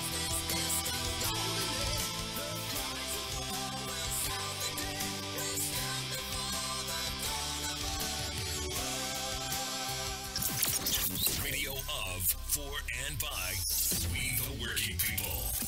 The Rick Smith Show. I'm Rick Smith, and this is Labor History in 2. On this day in labor history, the year was 1979. That was the day the 3 Mile Island Unit 2 reactor partially melted down near Middletown, Pennsylvania. A combination of equipment failure and human error has long been attributed as the cause of the meltdown. An initial overheating and reactor shutdown had occurred, but a pressure valve remained stuck open, allowing coolant to escape. Design flaws in control equipment failed to indicate the position of the valve. Workers then mistook the increased pressure as a result of the excess coolant. They shut off the emergency water system that could have cooled the core. Fears of radiation release and hydrogen bubbles led to voluntary evacuations that included over 140,000 residents. Authorities assured the public that the partial meltdown had been contained. President Carter convened a commission to investigate the causes. It concluded that while the operators took inappropriate actions, the training they received was inadequate, as were the procedures they were required to follow. Plant designers Babcock and Wilcox were held responsible for poor design. The company failed to notify operators of repeated valve failure and a previous near duplicate of the potential catastrophe at the Davis-Besse plant. Metropolitan Edison, General Public Utilities, and the NRC were also held responsible for poor quality control, poor maintenance, communication lapses, and poor training. Fears regarding public health and safety intensified, fueling health studies of those exposed and the anti-nuclear power movement. The aftermath brought about sweeping changes involving emergency response planning, reactor operator training, human factors, engineering, radiation protection, and many other areas of nuclear plant power operations. It also caused the NRC to tighten and heighten its regulatory oversight. All of these changes significantly enhanced U.S. reactor safety. Labor History in 2 brought to you by the Illinois Labor History Society and The Rick Smith Show. Rebuilding America. The Rick Smith Show. The walls came down. So as we were talking there a minute ago, by tweet, Trump goes and fires David Shulkin, the Veterans Affairs Secretary. And, you look at this as, this was a guy who, whether you liked him or you didn't, had some background in running a very large organization, had some qualifications, and as I understood, didn't want to privatize it. And this is one of those things that, just kind of makes you go, this constant disruption, this constant turmoil. I mean, it's been only a couple of days since Rex Tillerson got fired. H.R. McMaster's out. Now is this what we can expect? Constant turnover and no real continuity, no real, looking towards anything being secure tomorrow. I mean, it's just bizarre to me. And having this kind of upheaval and this kind of, this turmoil that's coming from having this guy fired and bringing in the interim guy, this Wilkie, and then eventually, maybe if he gets confirmed, this Ronnie Jackson, who gave Trump the infamous Montreal cognitive assessment, gave him a perfect 30 of 30. He's smart as a whip, that guy is, and healthy as a horse. If he'd eaten better, he could have lived at 200. Great genes. I mean, is that the payoff? I mean, it's just scary to me on so many levels. But you look at this, and it's one of those situations where the Koch brothers have an organization for everything. And you got to give them credit. They spend their money wisely on taking over our democracy and screwing over our government. And they do it well. You got to give them credit where credit is due. They have this special interest group, Concerned Veterans for America, that they fund heavily. Now they're going to be putting those people into the VA. And their goal, their express written desire is to privatize the Veterans Administration. Put as many bodies, as many patients, as many tax dollars into the hands of the private sector. And at the end of it, you look at everything that we've privatized. And I've been doing this almost 13 years now. And I ask the question quite often, name something that we've privatized that we used to do for ourselves that turned out to be as advertised, that we used to do for ourselves at a reasonable cost and in a reasonable way. And then we privatized it and it actually worked better. No one in 13 years has been able to come up with anything that is actually delivered on the promises. And privatizing the VA would be another one of those horrible failures, because as it's been explained to me, look, this is an institution that has institutional knowledge. It has war wound knowledge. It understands the battlefield. It understands what their patients are suffering from, that I don't think the private sector could or would care to. So what you end up with, again, much like you see with the charter school stuff, you're going to see the easy patients being seen rather quickly. You're going to see them getting care, when they want to. But the cases that are going to be much more difficult, they're going to be left back to some part of the VA. Because look, they're not going to privatize all of it, because there are always going to be some of those cases. We can't do that. We just want the easy stuff. We want the stuff that we can cherry pick, that we can profit from the most. That's the gig. And having the VA in the hands of people who are inexperienced, people who have this political motivation for more, to privatize, to follow an ideology, as opposed to, hey, how do we get people the most and best care possible? How do we treat PTSD? How do we treat people who come back with missing body parts? How do we treat people who have exposure problems that are specific to this group of people? To me, that's the problem that the private sector isn't going to do. The private sector is about making money. That's it. That's what they want. They want to make as much money as fast as they can, pump up the stock prices, line the pockets. If you really honestly and truthfully wanted to make the VA the best possible medical institution in this country, you would hire the 49,000 people that are not in jobs that need to be filled today. Instead, we've got a hiring freeze going on, and they're in no hurry to replace those people, because at the end of it, what they really want the VA to fail so they can say, see, look, it's failing. Granted, we're the reason that it's failing, but look, it's failing. We need to privatize it. I mean, we've seen this movie over and over and over again. There's nothing new here. It's just that we keep falling for it. We're like Charlie Brown trying to kick the football and surprised every time she pulls the ball away and you end up on your backside. We do the exact same thing when it comes to these privatization schemes.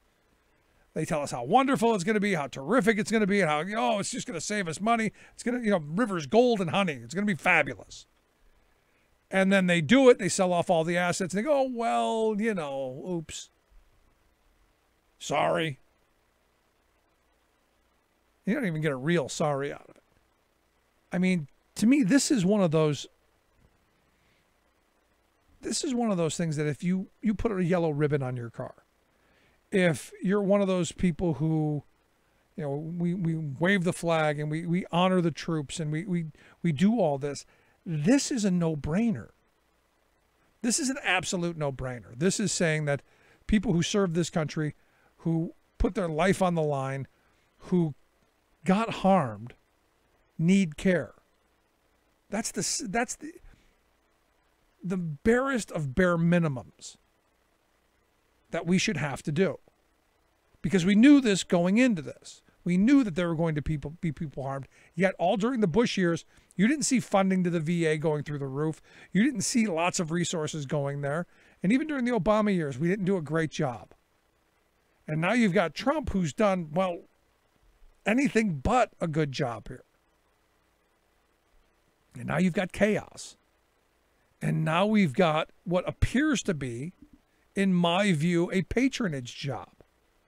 Because Ronnie Jackson played on the right team. Said that Trump was going to, in fact, Trump wasn't just healthy. He was going to live to see the second term. Which is, I got to be honest, for a doctor to say a 71-year-old guy is not going to have any problems cognitively for the next 6-7 years, I don't know that that's the kind of guy you want into a position, I don't know, like heading up the Veterans Administration. Just a thought. And these are the kind of things that I was worried about in 2016. These were the things we talked about all during the election. That it was going to be this kind of chaos. It was going to be this kind of uncertainty and this kind of turmoil that was going to create these situations where, honestly and truthfully, people will die. And I know everyone, it's like, I've worked with guys who, they all think they can do the boss's job. I can do it better. This is that situation where Trump literally believes anyone can do these jobs because he's choosing just anyone. Mostly, I'm surprised that they didn't go after whoever the Fox News medical reporter is. The Sanjay Gupta of Fox News, and I don't know who it is. See, that would have been probably the guy. But he knew Ronnie Jackson did the fake animal test and got a 30 out of 30, best score ever. Tremendous. And now he's going to be the head of the VA. Scary, scary times. And while I wish Jackson the absolute best, I hope he's ready for it. I hope he comes in and does the right thing. My fear is political appointee going to appoint a whole bunch of Koch acolytes into the agency who are going to pursue what we've been talking about. The idea of, well, rob, steal, break. Scary times. Love to hear your thoughts. You can email me, rick@thericksmithshow.com. Quick break. Right back.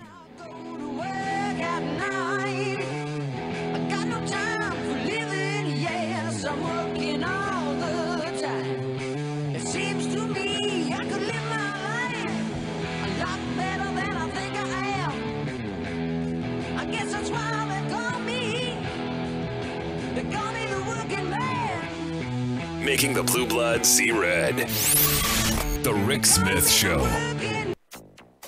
The implications of living in the nation's oil and gas capital became all too clear after Hurricane Harvey slammed Houston last August. Hurricane Harvey's toxic legacy much worse than publicly revealed.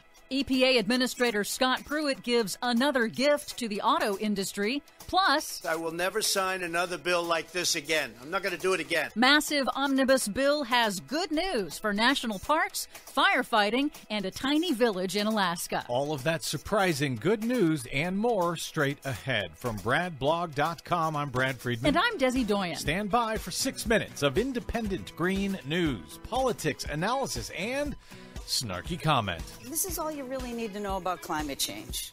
Number one, it's real. Number two, man-made emissions caused it. And number three, that's why women need to rule the world. Man Slam. This is your Green News Report. I'm sick of cleaning up after you guys.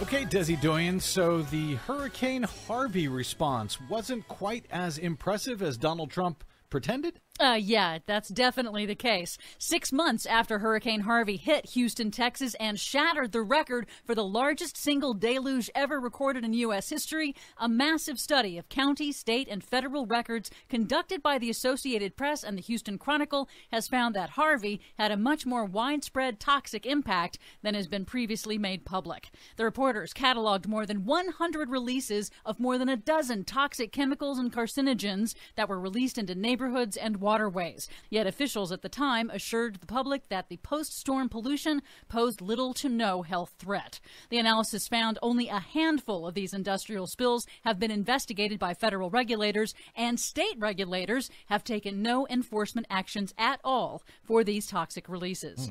Meanwhile, a heads up, Bloomberg News reports that Environmental Protection Agency Administrator Scott Pruitt will soon begin the formal process of aggressively weakening fuel economy standards that were set under the Obama administration. This would be for new vehicles starting in 2022, and to which automakers had already agreed to do back in 2012. I guess this is because Trump voters enjoy paying more for their gas? Yes, apparently so. These standards would have decreased air pollution and greenhouse gas emissions and saved consumers money, but now they won't, thanks to intense lobbying from the U.S. auto industry. And Pruitt also indicated that he may try to strip the state of California of its special waiver to maintain tougher air pollution standards under the Clean Air Act, which a number of states have also adopted. California is not, the arbiter of these issues.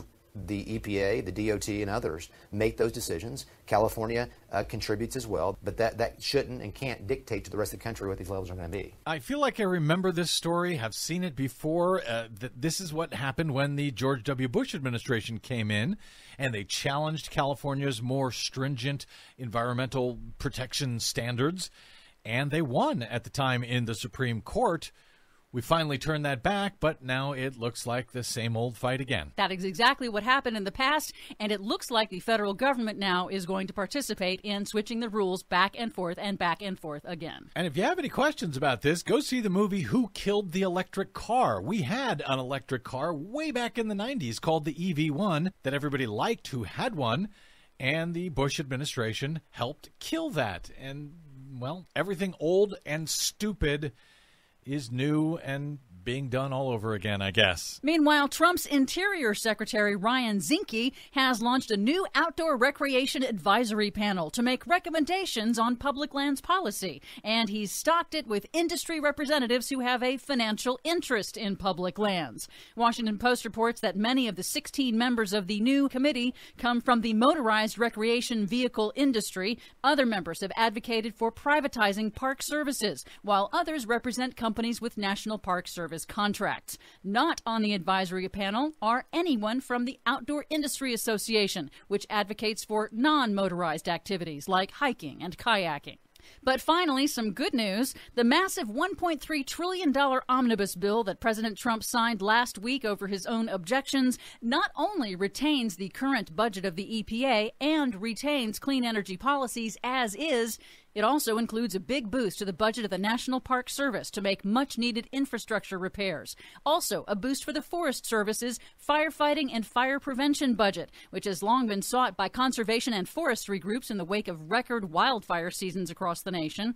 Also in the omnibus bill, and also very good news, a tiny town in Alaska that is threatened by climate change has finally received some federal funding to relocate. The small village of Newtok, Alaska, has been losing 70 feet of land every year due to sea level rise and coastal erosion. Congress has now appropriated $15 million to begin relocating Newtok to a safer location 9 miles inland. It's only a fraction of what's required to relocate the whole village, but it's a start. I'll take it. For much more on all of those reports and the ones we couldn't get to today, please check out our website at greennews.bradblog.com. I'm Brad Friedman. And I'm Desi Doyen. And this has been your Green News Report. Dreams can come true again when everything old is new again.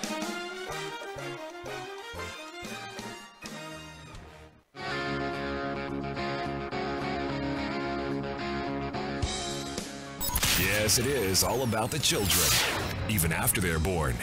Rick Smith.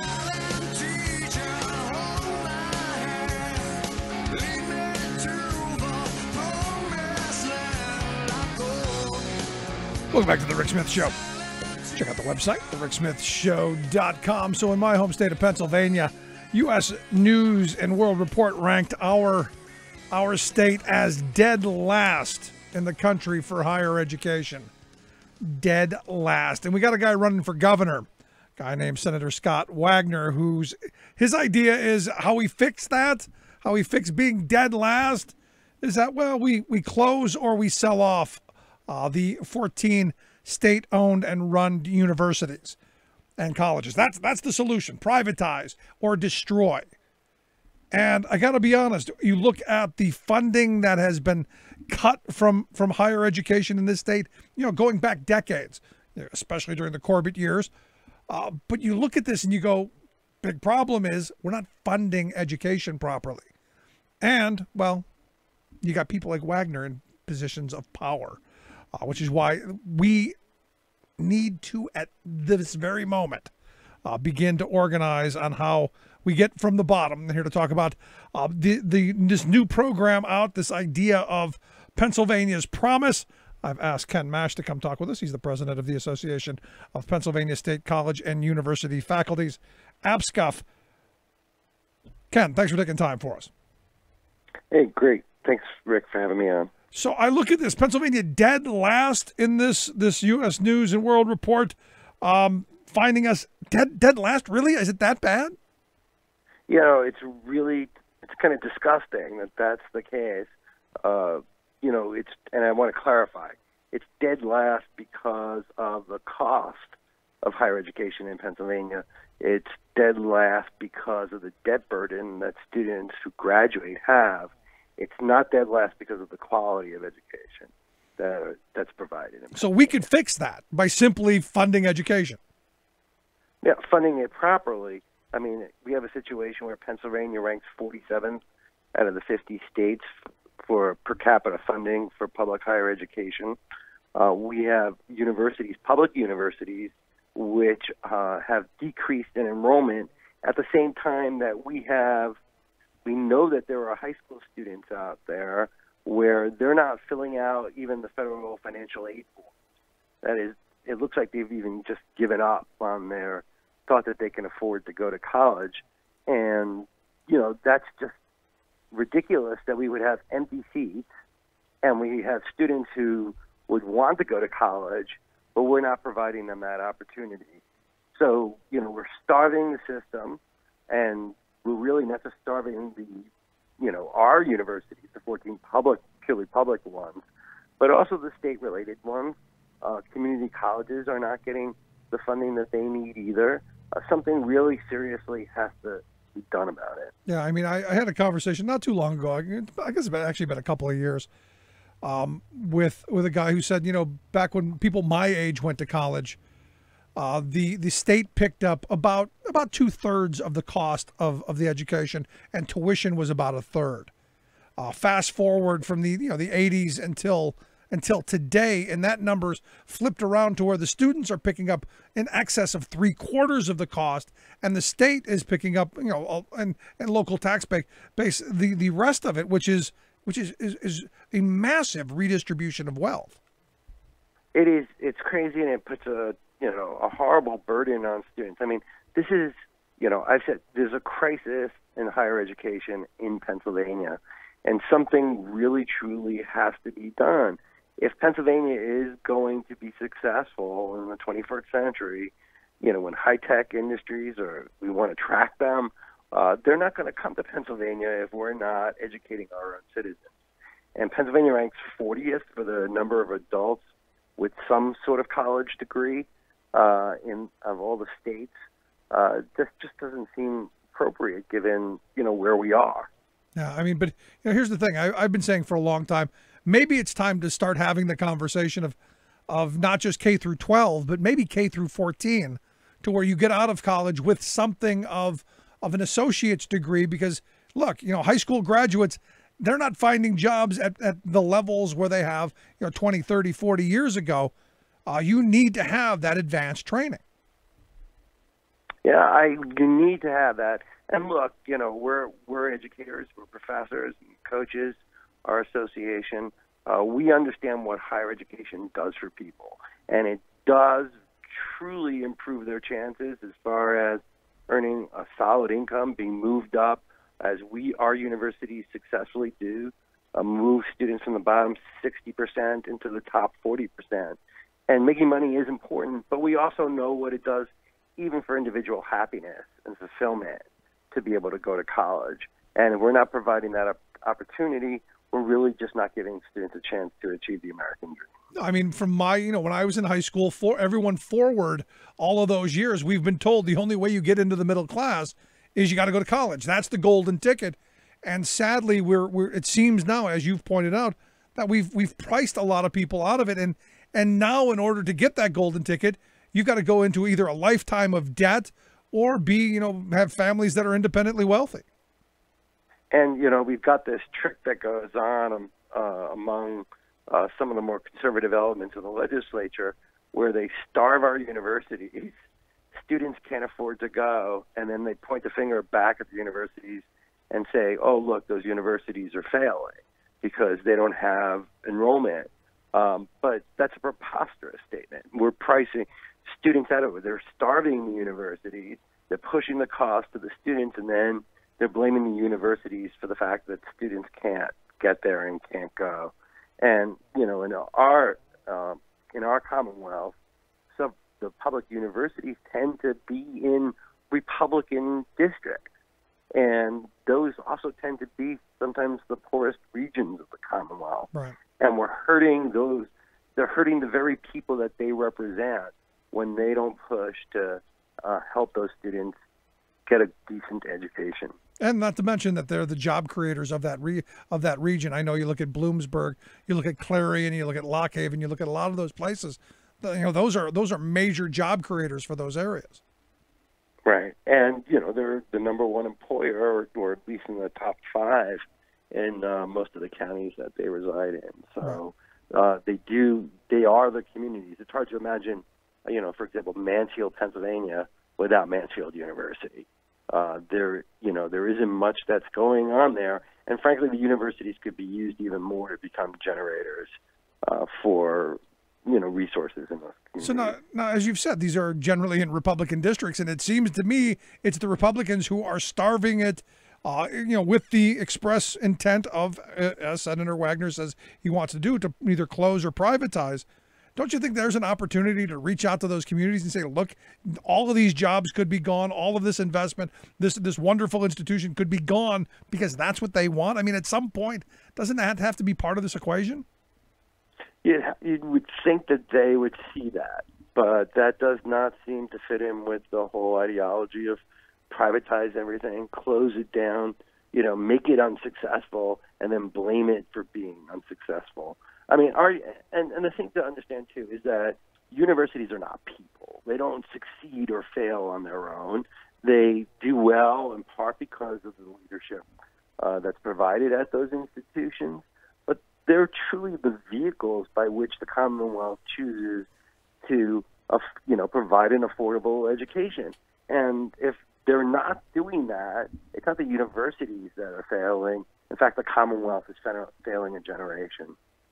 So this plan that you guys are pushing and promoting, this Pennsylvania Promise, what would this do to help, to help maybe alleviate some of those problems, to push back, to maybe fund it? What are you looking to do? Well, we're really excited about this. We spend a lot of our energy too often having to fight things off, and it's really good to be able to work on something that's positive. So we're supporting Pennsylvania's Promise, and what the Pennsylvania Promise seeks to do is to provide cover the cost of tuition and fees at community colleges for 2 years there for students who attend the public universities, the 14 that comprise the state system of higher education. It would provide the tuition that's set by the Board of Governors, plus the average amount of fees at those universities. And for those students who would go to one of the state-related universities like Penn State, Pitt, Temple, and Lincoln, they would get grants equivalent to what students would get at the public universities. And that would be those grants are eligible for people who come from families which make less than $110,000 a year. Which is probably a good portion of the entire state. Yeah, and that's working class families. That's who our 14 universities and the community colleges tend to serve the most. Those are the people who are hurt the most by not having an affordable opportunity or saddled with tremendous amounts of debt when they leave the universities. But I also think that it will help even students who are above that level. Interestingly, the state system of higher education, the cheapest university to go to is Westchester University, which is surprising because it's the largest university in our system. But they do benefit because they have so many students there from the economies of scale. So, our thought is, too, that if there are more students at our universities, then, in fact, they'll be able to run those universities for cheaper, and they won't have to raise tuition as much for anyone. It makes sense. And the fact that we have kids in this Commonwealth who want to go to college but can't is just insane to me. So what you're saying is that, if this were to pass, and I got to be honest, I don't know how well it's going to do given the complexities of our Republican-controlled Senate and House. It would be tuition free for people under $110,000. Well, I don't tend to think of it as a reset. As free college, I tend to think of it as a reset. So it would go back to that, but there are universities that charge more than the tuition that's set by the Board of Governors. It wouldn't cover that extra amount. Certainly, if you're going to a state-related university, it wouldn't cover that amount. It could be that the community colleges would raise their tuitions, and it's not clear that it would cover that either. But I want to agree with you. We're not Pollyannish. No one who's involved with this is Pollyannish. Senator Hughes will be introducing a bill in the Senate. It's going to be introduced by Chairman Roebuck of the Education Committee in the House, and Jordan Harris, who's a representative as well. They're going to introduce it. It's going to get out there. We're not Pollyannish, but we also know that if nobody ever brings it up, it'll never be talked about. Absolutely. No, and the so reason we want to start the conversation about it, but we also want to get students, and we want to get their parents, high school students, active about this. We want them to see that it's out there and to demand it. And, I was at the rally on Saturday in D.C. There's something going on in this country. And I think people are starting to understand that when they want something, they've got to fight for it. And we want to show them that this is a possibility out there. And it may not happen this year, probably won't. It may not even happen the year after or the year after that. But at some point, if people push and they vote on these kinds of issues, it will happen. No, that's the reason I brought it up and put it into that context. Because look, you need things to go to the polls and vote for. Education for our children, for a better future, most certainly something for people to go out and vote for. Too often we vote against things. This is to move us forward, and I think it's a good thing, and I think it's about time, and it's overdue. And to your point that it's a reset, even if we were to go back to the way things were in the 80s, where 2/3 of the costs were picked up by the state and taxpayers, and only 1/3 was picked up by tuition, that would be a step forward. Right. And, again, I think that we can accomplish these things if we all work on it. We're supporting Pennsylvania Promise. It's an organization, PA Promise, Higher Ed. It's an organization. We're supporting it. We think we're pretty sure that our labor friends will support it. There are education groups out there that will be supporting it as well. We're having a rally. Our first rally is going to be on April 5th at Westchester University. We know we're going to have lots of students there who are supporting it. Our goal is first to have people contact the governor and ask the governor to support this, but eventually to move on to all the office holders and candidates and ask them, do you support this? And report it back to students and their families and the high school students about who is for this and who's not supporting it. Again, the website, papromise.org. We'll get a link at thericksmithshow.com of how you can take a look at it. And also to donate to help out, because this is a major campaign. Throw a buck or two in to help out would be helpful as well, right? Absolutely. And we'll see where this goes. And as it continues, we'd love to have you back, share your thoughts and share how this is going along. Thanks a lot, Rick. I appreciate it. Appreciate it, Ken. Thanks so much. Again, papromise.org. And look, as I've been saying, it's about time that we, as a society, push this kind of a proposal, this kind of a plan, at minimum, in my view, 2 years extra, minimum. Love to hear your thoughts. You can email me, Rick at thericksmithshow.com. Quick break. Right back.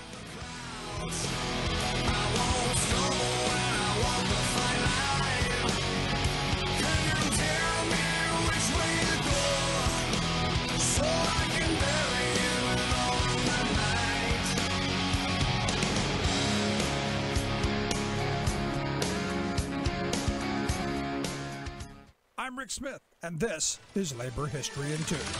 On this day in labor history, the year was 1977. That was the day that members of AFSCME Local 1644 began their unsuccessful strike in Atlanta, Georgia. The union was made up of 1,300 mostly black sanitation workers. The city of Atlanta had elected its first black mayor, Maynard Jackson, in 1973. According to historian Manning Marabell, members of the sanitation union had campaigned aggressively to help Jackson become mayor. Many thought he would be sympathetic to the needs of working people in the city. The sanitation workers' hopes were disappointed when they received no raises for 3 consecutive years. Their average income was $7,500 annually. This put the workers below the city's poverty line. Since the Memphis sanitation workers' strike of 1968, AFSCME had emphasized organizing black workers in southern cities. Dr. Martin Luther King Jr. was assassinated while he was in Memphis supporting the strikers. As the nation mourned the death of the civil rights leader, the Memphis strikers had won their first contract. But the sanitation workers in Atlanta would not win their work action. On April 2nd, Mayor Jackson fired the striking workers. He aligned himself with what Manning Marabell has described as Atlanta's corporations, media, and the leaders of the Black Party's bourgeoisie. Some black leaders publicly criticized the workers for striking against the city's first black mayor, accusing them of undermining hard-won black political power. The city's black middle class, by and large, did not support the strike. After a month, the strike was effectively over. Workers returned to their jobs with no improvements in their wages, hours, or conditions. And the hard-learned lesson that what politicians say at election time is not always what they do once they get elected. Like what you hear? Check out laborhistoryin2.com. From UN headquarters in New York, I'm Luke Vargas with your World in 2 Minutes. Saudi Crown Prince Mohammed bin Salman is continuing his visit to the U.S. this week, and he's generating headlines in energy markets by announcing his intention to partner with Russia for up to 2 decades to coordinate oil production and help stabilize prices. Saudi Arabia has long been the core member of the OPEC oil cartel, and formalizing some policy overlap with non-OPEC member Russia would be a major deal, at least theoretically. Signing a deal on paper would not do the job. Robert McNally is the president of the Rapidan Group and served as President George W. Bush's top energy advisor. The market will probably quickly test the organization's mettle. According to McNally, the near and medium-term challenges facing Saudi Arabia and Russia aren't the low prices of recent years, but a possible oil boom caused by several years of underinvestment in production and slower than expected shifts to renewable energy and electric vehicles. If that happens, producers could find themselves back in 2008 territory, when oil surged to $148 a barrel with no more oil left to pump. Most swing producers in history, especially the big ones, all of them, have failed not because they couldn't prevent prices from collapsing, by agreeing to cut, but because they couldn't prevent prices from booming. They actually lost control on the upside. McNally says the Saudis are wise to sync up policy with Russia, but taming oil's boom-bust cycles won't be easy. They have to go well beyond signing a marriage contract. They have to show that they have the collective will to adjust production up and down, to hold spare production capacity, and to act quickly, proactively, and collectively to stabilize markets, to prevent big inventory swings one way or the other. And that is a lot easier said than done. Luke Vargas, the United Nations. Remembering that united we bargain, divided we beg. Rick Smith. To this battle, take my union gun. Gonna end this world of slavery, for this war is one you're bound to lose. Are you fascist or bound to lose? Welcome back to the Rick Smith Show. Check out the website, thericksmithshow.com. So, according to the good folks over at the Keystone Research Center, they're saying about 137,000 students each and every year could save money under this plan. And look, we've been talking about for a long time what's happened to education in this country. And it's really been all about privatizing. It's been all about making a huge amount of money off the backs of the next generation. And I'll be honest, I've had these conversations with, with people my age who've gone, well, I had to take out student loans. And you go, no, I don't think you quite get just how bad it is today until their kids go through and they go, holy wow, I left college with, maybe, 3,000 or 4,000, maybe 10,000 in debt. I actually know, a good friend of mine who went to college back in the 60s. She, in the late 60s, went all the way through the University of Michigan undergraduate and all the way through the University of Michigan Law School, and did that being able to pay her tuition on a minimum wage job and still had an apartment and a jalopy car. She didn't leave, she wasn't living high off the hog, but she was able to make it and ended up on the other side of college completely debt-free. And you go, how is it that we went from the late 60s, early 70s all the way forward to when I went to school in the 80s, to saying, okay, well, you're going to have to take on some debt, which ours was, I think the most you could take on was like $3,000 or $4,000 a year. So at the end of it, the most you could be in debt was maybe $16,000. Today, it's almost like there's no cap. I know people who are $100,000 in debt. And it's because, well, what we've done, we've given huge tax breaks to corporations. We've given away huge amounts of money to the very wealthy. And where did we get it from? We stole it from education.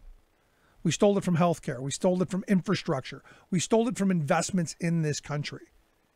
And to me, that's the real crime here, is that, all of this money that we just gave away in huge tax breaks to big corporations and the 1% of the 1%, that came from somewhere.